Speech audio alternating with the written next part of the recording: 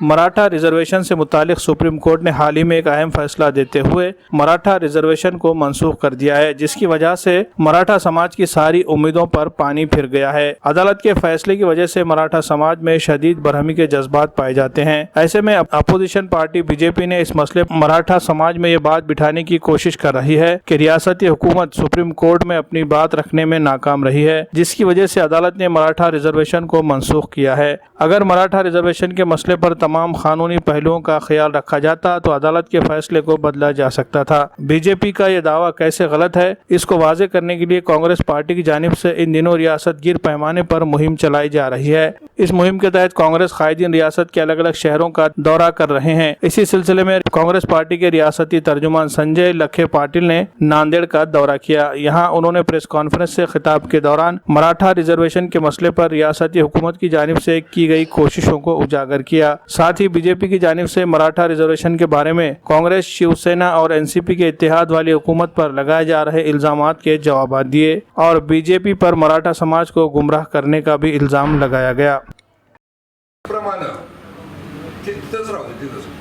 338 प्रमाणे देशामध्ये मागासवर्गीय SC-BC आरक्षणासंदर्भामध्ये सर्वोच्च न्यायालयाचा आदेश सुस्पष्ट आहे। 50% वरचं SC-BC आरक्षण त्यांनी रद्द केलेलं आहे। त्याचबरोबर गायकवाड आयोगाचा जो डाटा आहे तो सरासर नाकारत त्यांनी गायकवाड आयोगाच्या या ठिकाणी नाकारलेला आहे आणि 102वी जी घटना दुरुस्ती आहे ही 5-0 एक मतानं त्यांनी मंजूर केलेली आहे।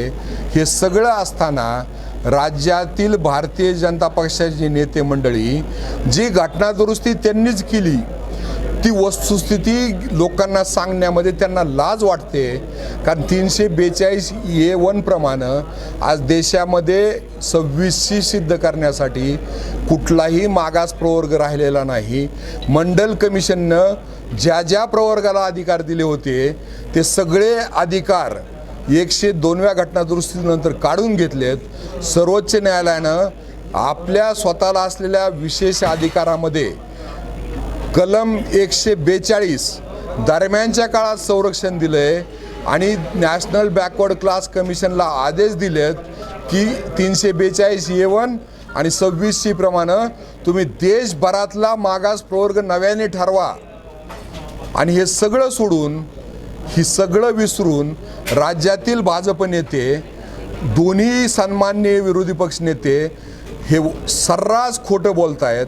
घटना दुरुस्तीचं चुकीचं सांगतायत, सर्वोच्च न्यायालयाचा अर्थ चुकीचं सांगतायत। 70 वर्षामध्ये महाराष्ट्रामध्ये वैधानिक पदावर बसलेल्या कुठल्याही विरोधी पक्ष नेत्यानं, मग तो विधानसभेचा असेल किंवा विधान परिषद असेल, या पद्धतीनं खोटं बोलायचा धंदा केलेला नाही।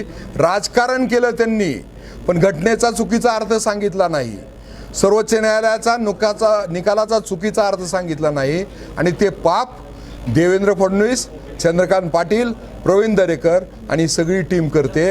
आणि ते एक्सपोज करण्यासाठी पहिल्यांदा महाराष्ट्र प्रदेश काँग्रेस कमिटीचे अध्यक्ष नाना पटोले आणि मराठा आरक्षण विषयक समितीचे अध्यक्ष अशोक चव्हाण साहेब यांच्या आदेशानं आम्ही राज्यभर दौरे करत आहोत। थँक्यू।